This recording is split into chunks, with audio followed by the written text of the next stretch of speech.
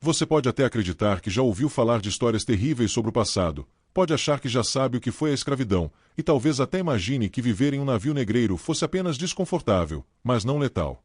Mas a verdade é que nada do que você ouviu até hoje chega perto do horror real que foi a vida a bordo dessas embarcações no século XVIII. Prepare-se, porque o que você vai ouvir agora não é um relato qualquer de livros de história. É uma reconstrução vívida, um mergulho direto nas entranhas de um dos períodos mais sombrios da humanidade. E eu já te adianto, é muito provável que você não sobrevivesse nem mesmo ao primeiro dia dentro de um navio negreiro. E antes de continuar, já te faço um convite importante. Se esse tema desperta em você a necessidade de compreender o passado, se você acredita que histórias assim precisam ser contadas para que jamais se repitam, inscreva-se agora no canal, curta esse vídeo, compartilhe com alguém que precisa conhecer essa realidade, e claro, deixe seu comentário sobre o que mais te impacta ao longo dessa narrativa. Sua participação fortalece ainda mais essa missão de dar voz àqueles que foram silenciados pela brutalidade da história. Agora, vamos começar. Imagine-se em uma costa da África Ocidental, em pleno século XVIII. O sol inclemente bate sobre areia escaldante. Você não está ali como turista, não está ali por escolha. Soldados armados, traficantes e intermediários já capturaram centenas de homens, mulheres e até crianças. Correntes de ferro prendem seus pulsos e tornozelos. Muitos foram arrancados de suas aldeias em ataques noturnos, outros vendidos por reinos locais em troca de armas, pólvora ou mercadorias baratas vindas da Europa. A desumanização começa antes mesmo de pisar no navio. Você já não é visto como pessoa, mas como mercadoria, como número em um inventário. Ao longe, um navio imenso espera. As velas erguidas balançam sob o vento salgado do Atlântico. É o temido navio negreiro. Por fora, pode até parecer apenas mais uma embarcação europeia, mas por dentro, guarda um ambiente que muitos chamariam de inferno flutuante. Antes de entrar, já é possível sentir o cheiro forte que mistura suor, sangue, fezes, vômito e maresia. Um cheiro tão penetrante que marinheiros experientes diziam conseguir identificar um navio negreiro a quilômetros de distância, apenas pelo fedor. O embarque não é uma escolha. Empurrados com violência, açoitados com chicotes de couro cru, os prisioneiros são obrigados a subir pelas rampas de madeira. O convés parece estreito diante da quantidade de pessoas que são empilhadas como carga. O capitão observa, com sua prancheta nas mãos, calculando cada corpo como se fosse apenas um número que lhe trará lucro ao chegar às Américas. Não importa se você está doente, se tem medo, se perdeu sua família. O que importa é quanto vale o seu corpo no mercado de escravos. Logo após o embarque, começa o processo mais cruel, a descida para o porão. Imagine um espaço estreito, baixo, onde mal é possível ficar de pé. Ali, centenas de pessoas são acorrentadas lado a lado, comprimidas em fileiras. O calor é sufocante, a ventilação praticamente inexistente. Cada movimento de respiração parece roubar o pouco oxigênio disponível. O espaço foi planejado para maximizar o número de corpos transportados, não para garantir sobrevivência. O lucro estava acima da vida. Você talvez pense, talvez eu conseguisse aguentar alguns dias, talvez o corpo se acostumasse ao calor, ao aperto. Mas a verdade é que não havia como se acostumar. Muitos não resistiam sequer às primeiras horas. A sensação de claustrofobia, o cheiro insuportável e a falta de ar eram capazes de enlouquecer. Para cada respiração, era preciso disputar oxigênio com dezenas de corpos ao seu redor. E quando alguém desmaiava ou morria, o corpo ficava ali, pressionando ainda mais os sobreviventes. As correntes que prendiam braços e pernas não eram apenas para evitar fugas. Elas também rasgavam a pele, criando feridas profundas que, sem higiene, infeccionavam rapidamente. Moscas e ratos infestavam o ambiente, alimentando-se das chagas abertas. E não pense que os tripulantes do navio se importavam com isso. Para eles, você era apenas mercadoria. Se sobrevivesse, ótimo. Se morresse, o prejuízo era calculado como se fosse perda de carga. Mas havia mais. A comida era mínima, servida em tigelas de madeira ou diretamente jogada no chão do porão. Geralmente consistia em feijão cru, milho estragado, restos de farinha ou uma papa grossa quase impossível de engolir. A água, quando vinha, já estava turva, armazenada em barris de madeira que deixavam gosto de mofo. A diarreia era inevitável. E sem banheiros, todo o porão virava uma mistura de excrementos humanos, vômito e urina. A umidade e o calor faziam desse ambiente o terreno perfeito para doenças como escorbuto, desenteria e varíola. Epidemias se espalhavam em questão de dias. Agora, Imagine a escuridão. O porão era iluminado apenas por pequenas frestas ou lamparinas que mal clareavam o ambiente. O tempo deixava de fazer sentido. Era impossível saber se era dia ou noite. Para muitos, a viagem parecia eterna, e o desespero era tão grande que alguns preferiam buscar a morte como saída. Há relatos de cativos que, mesmo acorrentados, tentavam se jogar ao mar durante raros momentos no convés, acreditando que suas almas retornariam à terra natal. Outros simplesmente paravam de comer, entregando-se à inanição. E talvez você esteja pensando, mas o capitão e a tripulação não tinham interesse em manter os prisioneiros vivos. Sim, de certa forma. Afinal, cada vida significava lucro. Mas o cálculo era frio.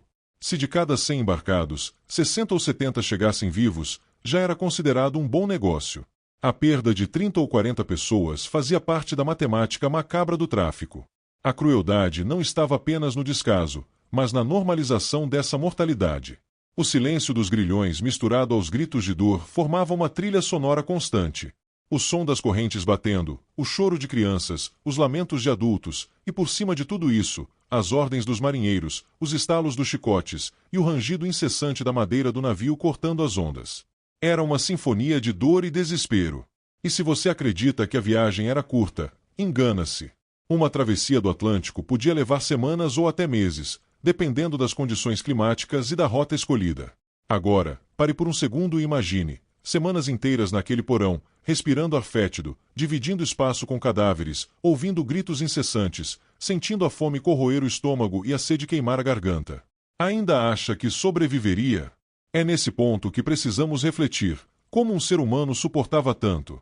Como alguns conseguiam chegar vivos ao destino depois de tamanho martírio? Essas perguntas ecoam até hoje, e é por isso que precisamos continuar essa narrativa, para compreender cada detalhe dessa experiência brutal. Você já sentiu que o tempo não passa? Que cada minuto parece se arrastar como se fosse uma eternidade? Imagine então estar preso em um porão escuro, imundo e abafado, sem noção de dia ou noite, cercado por gemidos e choros que nunca cessam. Essa era a realidade de milhares de pessoas nos navios negreiros, uma realidade que não dá para romantizar, nem suavizar. E, se até agora o que eu te contei já pareceu insuportável, prepare-se, porque a vida cotidiana a bordo era ainda mais cruel e complexa do que você pode imaginar. O navio negreiro era uma engrenagem de controle absoluto.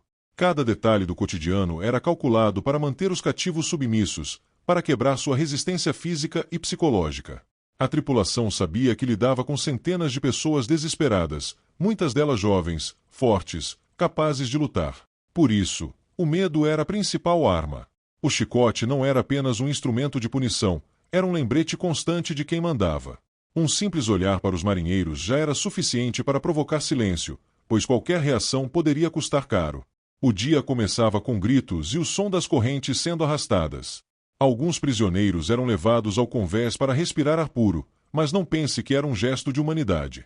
Esse momento era usado para forçar exercícios, com o objetivo de manter os corpos minimamente ativos, evitando que morressem rápido demais.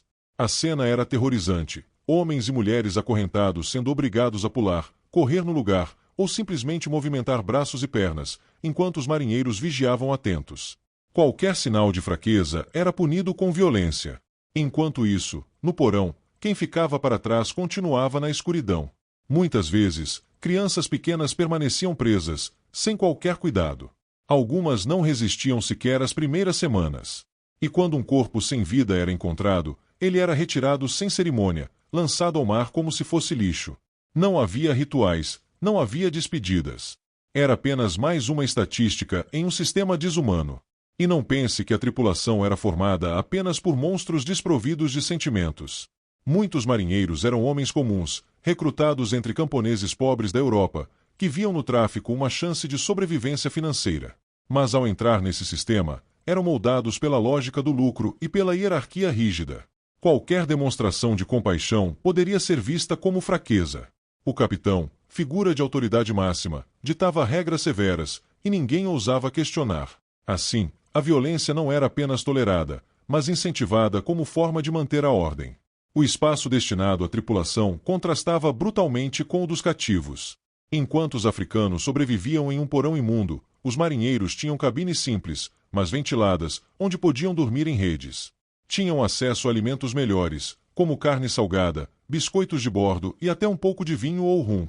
Essa diferença deixava claro o abismo que separava uns dos outros. De um lado, seres tratados como carga; de outro, aqueles que se viam como donos do destino alheio. As punições eram um espetáculo à parte. Quando alguém se recusava a comer, quando havia tentativa de rebelião ou até mesmo sinais de resistência, o castigo era público. Todos eram obrigados a assistir. Era uma estratégia cruel, mostrar aos demais o preço da desobediência. Chicotadas que abriam a carne, queimaduras com ferro em brasa, marcas que ficavam para sempre no corpo e na memória. O terror psicológico era tão forte que, muitas vezes, a simples ameaça já bastava para dobrar a vontade dos cativos. Mas mesmo diante de tanto controle, havia tentativas de resistência. Rebeliões não eram raras, e algumas chegaram a colocar em risco a própria segurança do navio. Imagine a cena: acorrentados, debilitados, mas unidos pelo desejo de liberdade, homens e mulheres se organizavam em silêncio, planejando o momento de atacar. Algumas dessas tentativas terminaram em massacres brutais, mas outras surpreenderam a tripulação e chegaram a render pequenas vitórias. Cada gesto de resistência era uma prova da resiliência humana diante do impossível. Ainda assim, a vida seguia sob as regras impostas pelo capitão. A jornada era marcada por fome constante. As refeições vinham em horários irregulares, muitas vezes acompanhadas de gritos e empurrões. Comer não era um ato simples, mas uma disputa. Tigelas eram jogadas, e quem não conseguisse segurar a própria porção simplesmente ficava sem. A sede, por sua vez, era ainda pior. Os barris de água eram racionados ao extremo, e quando a viagem se estendia além do previsto, a quantidade diminuía ainda mais. Alguns chegavam a beber a própria urina, em um desespero que desafiava qualquer limite humano. E havia também a questão da higiene, ou melhor, da ausência dela. O convés raramente era lavado, o porão quase nunca. O mau cheiro impregnava tudo. Marinheiros relatavam que, mesmo meses depois de uma viagem, o odor permanecia no navio. Esse ambiente insalubre favorecia a proliferação de doenças que, muitas vezes, também atingiam a tripulação. A varíola, por exemplo, não escolhia vítimas.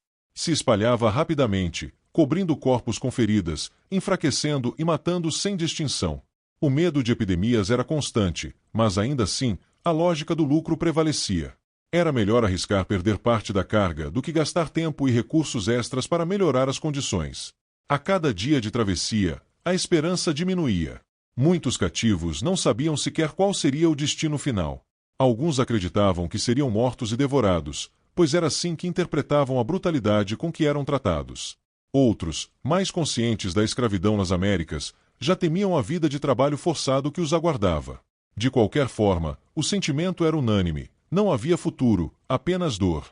E é exatamente nesse ponto que a viagem se tornava um teste psicológico ainda mais cruel. Não bastava sobreviver fisicamente. Era preciso resistir mentalmente, suportar a ideia de que cada novo dia era apenas a repetição do inferno anterior. O desespero corroía, e muitos sucumbiam à loucura. Marinheiros relatavam cenas de pessoas falando sozinhas, chorando sem parar, ou simplesmente perdendo a noção da realidade. Agora, respire fundo e pense comigo. Você acredita que teria forças para suportar uma rotina assim? Lembre-se, não eram dias, não eram semanas. Muitas vezes, a travessia levava meses inteiros. E a cada tempestade, a cada atraso, as chances de sobrevivência diminuíam drasticamente. Essa era a vida no século XVIII dentro de um navio negreiro. Uma vida que, para muitos, acabava antes mesmo de chegar ao destino. Até aqui, você já percebeu o tamanho do horror que era a travessia. Mas para entender de fato a dimensão do sofrimento, precisamos conhecer relatos específicos de viagens que ficaram registradas na história. Esses relatos não apenas confirmam tudo o que descrevemos até agora, mas mostram que, muitas vezes, a realidade conseguia ser ainda mais cruel do que podemos imaginar. E talvez seja nesse ponto que você se pergunte: como alguém podia resistir a tanto? É exatamente isso que vamos explorar agora. Um dos relatos mais conhecidos vem de registros britânicos do século XVIII. Em uma das viagens, mais de 600 pessoas foram embarcadas em um único navio, que mal comportaria metade disso em condições mínimas de sobrevivência. Logo na primeira semana, dezenas morreram sufocadas no porão. As descrições dos marinheiros falam de corpos empilhados e de prisioneiros desesperados, tentando cavar espaço entre cadáveres para conseguir respirar. O capitão, em seu diário, não demonstrava compaixão. Apenas calculava a quantidade de perdas e registrava como isso afetaria seu lucro final. Mas se por um lado há registros frios como esse, por outro também existem relatos de resistência que impressionam. Em determinado momento, um grupo de homens conseguiu se soltar das correntes e atacou parte da tripulação. O confronto foi sangrento, e mesmo enfraquecidos pela fome e pela sede, eles conseguiram tomar o convés por algumas horas. A vitória, no entanto, foi breve. O capitão reagiu com violência e ordenou a execução sumária dos líderes da rebelião. Seus corpos foram exibidos diante dos demais, como uma mensagem clara: não havia espaço para esperança. Ainda assim, só o fato de que a revolta aconteceu mostra a força do espírito humano diante da opressão. Outro caso emblemático é o do navio Zon, que se tornou símbolo do horror do tráfico negreiro. Em 1781, após semanas de viagem, com a tripulação já desesperada pela escassez de água, o capitão tomou uma decisão que choca até hoje. Jogou ao mar mais de 130 prisioneiros vivos, alegando que era a única forma de economizar recursos e garantir a sobrevivência dos demais. Mas havia outro motivo. Como os escravizados eram considerados mercadoria, suas mortes por doença não dariam direito à indenização. Já se fossem lançados ao mar como perda inevitável, o capitão poderia cobrar o seguro. Essa decisão não apenas expõe a brutalidade do sistema, mas a forma fria e calculista com que vidas humanas eram tratadas como cifras em um balanço contábil. Esses episódios, por mais dolorosos que sejam, também revelam algo essencial: a resistência nunca desapareceu. Mesmo diante do sofrimento extremo, homens e mulheres continuavam tentando preservar sua dignidade. Muitos preservavam tradições culturais, cantos e rituais, mesmo em segredo, como forma de manter a identidade. Outros arriscavam a própria vida em tentativas de fuga ou revolta. Cada ato de resistência era um grito contra a desumanização. Além dos registros oficiais, há também relatos orais que sobreviveram ao longo das gerações. Descendentes de africanos escravizados contam histórias transmitidas por seus ancestrais, que falavam de espíritos que protegiam os que se lançavam ao mar, acreditando que assim retornariam para casa. Essas memórias coletivas ajudam a entender não apenas o sofrimento, mas também a esperança que persistia, mesmo quando tudo parecia perdido. E aqui está um ponto crucial: a travessia atlântica não foi apenas um transporte forçado. Foi também um processo de apagamento cultural e de tentativa de destruição da identidade de milhares de povos.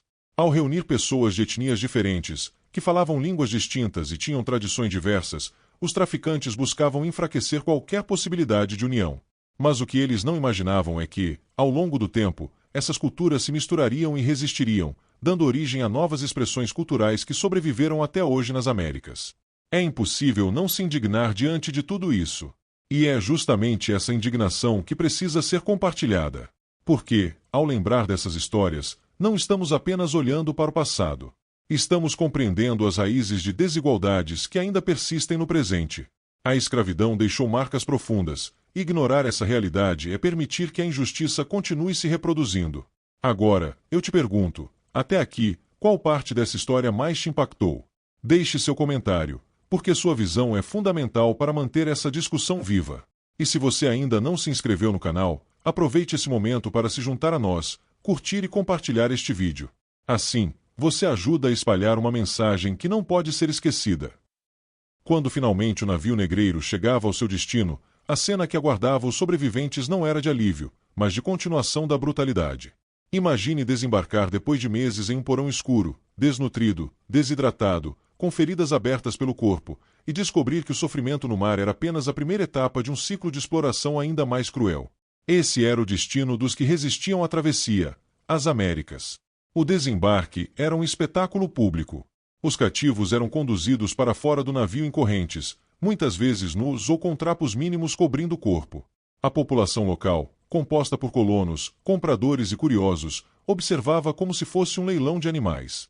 O primeiro olhar já era um julgamento. Avaliavam músculos, dentes, idade, cicatrizes. O corpo deixava de ser humano e passava a ser mercadoria exposta. Era o chamado mercado de escravos. Ali, famílias que resistiram juntas durante a travessia eram separadas sem qualquer consideração. Maridos eram vendidos para um engenho de açúcar, esposas para casas de senhores de engenho, crianças para outros locais. O vínculo familiar, que já havia sido arrancado no momento da captura, era despedaçado novamente diante de gritos e lágrimas. Quem comprava, não comprava pessoas, mas a força de trabalho que elas representavam. Essa lógica mercantil era o motor de toda a escravidão. Depois da compra, começava a adaptação forçada. O novo dono marcava sua propriedade de várias formas. Em muitos lugares, os cativos recebiam marcas de ferro em brasa com as iniciais do senhor ou símbolos que identificavam a fazenda. Essas marcas, além de ferirem fisicamente, eram uma tentativa de impor a ideia de posse absoluta. Cada corpo queimado com ferro era mais uma prova do apagamento da identidade individual. O trabalho que os aguardava era árduo e sem descanso. Nos engenhos de açúcar, os escravizados passavam até 16 horas por dia cortando cana, carregando feixes pesados e alimentando moendas. Nas plantações de algodão, a exigência era de produtividade sem limites, cada grama de fibra contada e controlada. Nas minas, a exploração era ainda mais perigosa. Homens mergulhavam em túneis estreitos, com risco de desmoronamentos, inundações e intoxicação por poeira e mercúrio. Em todos esses cenários, a morte era uma presença constante, seja pelo trabalho exaustivo, pelas doenças ou pela violência direta dos senhores. E não pense que a vida nas casas senhoriais era mais branda. As mulheres escravizadas, usadas como serviçais domésticas, enfrentavam abusos constantes, incluindo violência sexual, uma realidade cruelmente comum. Essa violência tinha um duplo propósito: satisfazer os desejos dos senhores e reafirmar o poder absoluto sobre seus corpos. Muitas dessas mulheres geravam filhos que também eram escravizados desde o nascimento, perpetuando um ciclo que parecia não ter fim. Além disso, havia um esforço sistemático para apagar a cultura de origem dos africanos. Línguas eram proibidas, rituais religiosos perseguidos, músicas e danças reprimidas. Mas, apesar da repressão, as tradições resistiam. Cantos de trabalho surgiam para aliviar a dor e criar laços de solidariedade. Festas clandestinas eram organizadas, onde tambores ecoavam como lembrança da terra natal. Religiões africanas sobreviveram e se transformaram, muitas vezes sincretizadas com práticas católicas impostas pelos colonizadores. Esse foi um ato de resistência cultural que se perpetuou por séculos. E havia também os castigos, sempre presentes como forma de controle. A fuga era punida com violência extrema. Muitos eram mutilados, tinham orelhas ou tendões cortados, para servir de exemplo. O tronco, a máscara de ferro, o açoite em praça pública, tudo era feito de forma a reforçar o medo e garantir submissão. O corpo escravizado não tinha descanso. Era máquina de produção, objeto de punição e símbolo de dominação. Mas ainda assim, havia resistência. Quilombos surgiam em áreas afastadas, formados por escravizados fugidos que criavam comunidades livres. Esses espaços se tornaram verdadeiros símbolos de luta, com destaque para o Quilombo dos Palmares, no Brasil, que resistiu por quase um século. Além da fuga, havia formas de resistência cotidiana: trabalhar menos do que o exigido, sabotar ferramentas, preservar práticas culturais em segredo. Cada gesto era uma forma de dizer que, apesar da escravidão, a humanidade não podia ser totalmente destruída. O impacto psicológico dessa nova vida também era devastador.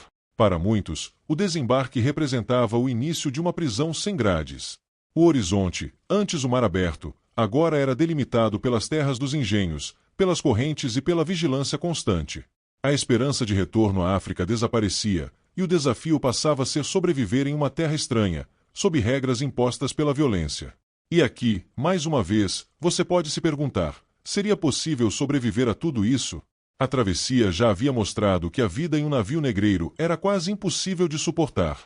Mas em terra firme, a escravidão se tornava uma realidade permanente, que moldava gerações inteiras. É chocante pensar que, por séculos, esse sistema foi considerado normal, aceito e defendido por aqueles que lucravam com ele. Depois de atravessar os horrores da captura, a travessia nos navios negreiros e a vida cruel nas Américas, precisamos refletir sobre o legado que esse sistema deixou para o mundo. A escravidão não acabou simplesmente com a assinatura de leis de abolição. Seus efeitos continuam ecoando até hoje, moldando desigualdades, preconceitos e estruturas sociais que ainda enfrentamos. No século XIX, quando países começaram a abolir a escravidão, milhões de pessoas foram libertadas, mas sem qualquer apoio, reparação ou inclusão real. No Brasil, por exemplo, a Lei Áurea de 1888 colocou fim legal à escravidão, mas não ofereceu terras, moradia ou condições dignas aos ex-escravizados. Muitos acabaram vivendo à margem da sociedade, perpetuando um ciclo de pobreza e exclusão que ainda pode ser visto nos dias atuais. A abolição foi apenas o fim formal, mas não significou justiça. Nos Estados Unidos, A abolição após a Guerra Civil também não trouxe a igualdade prometida. Leis segregacionistas e práticas discriminatórias continuaram por décadas, restringindo direitos e oportunidades. O racismo estrutural, herança direta da escravidão, ainda hoje se manifesta em desigualdades de acesso à educação, saúde, emprego e segurança. É um lembrete doloroso de como o passado nunca fica totalmente para trás. Mas o legado da escravidão não é apenas dor. Também é resistência, cultura e identidade. A música, a dança, a religião e as tradições que sobreviveram ao tráfico negreiro e à repressão colonial se transformaram em pilares fundamentais da cultura contemporânea. O samba, o jazz, o blues, o reggae, o candomblé, a capoeira, todas essas expressões têm raízes profundas na experiência da diáspora africana. São a prova de que, mesmo diante da tentativa de apagamento, a criatividade e a força dos povos escravizados floresceram. No entanto, não podemos romantizar essa resistência sem reconhecer a dor que a originou. É preciso olhar para a história de frente, sem suavizações. Porque cada conquista cultural veio acompanhada de séculos de sofrimento. E compreender isso é essencial para combater o racismo e a desigualdade que ainda hoje ferem sociedades ao redor do mundo. Quando você ouve falar sobre escravidão, talvez pense que é apenas um capítulo distante dos livros de história. Mas não é. As cidades, as economias, as fortunas de muitas nações foram erguidas sobre o trabalho forçado de milhões de pessoas. Esse é um passado que deixou marcas profundas, não apenas nos descendentes dos escravizados, mas em toda a estrutura social. Ignorar essa realidade é perpetuar a injustiça. É por isso que contar histórias como esta é tão importante. Não se trata apenas de relembrar o sofrimento, mas de dar voz aos que foram silenciados, de reconhecer a brutalidade para que jamais se repita. E aqui entra a nossa responsabilidade coletiva: aprender, refletir e agir. Porque o racismo, a desigualdade e a exclusão não são apenas problemas herdados do passado, mas desafios do presente que precisam de enfrentamento. Agora que você acompanhou essa jornada até o fim, eu te convido a refletir: como essa história ressoa na sua vida? O que você pode fazer, no seu dia a dia, para contribuir com uma sociedade mais justa? Deixe nos comentários a sua visão, porque esse diálogo é fundamental. E se você acredita que esse conteúdo precisa alcançar mais pessoas, não esqueça de se inscrever no canal, curtir e compartilhar este vídeo. Essa é uma forma simples, mas poderosa, de ampliar o alcance dessa mensagem.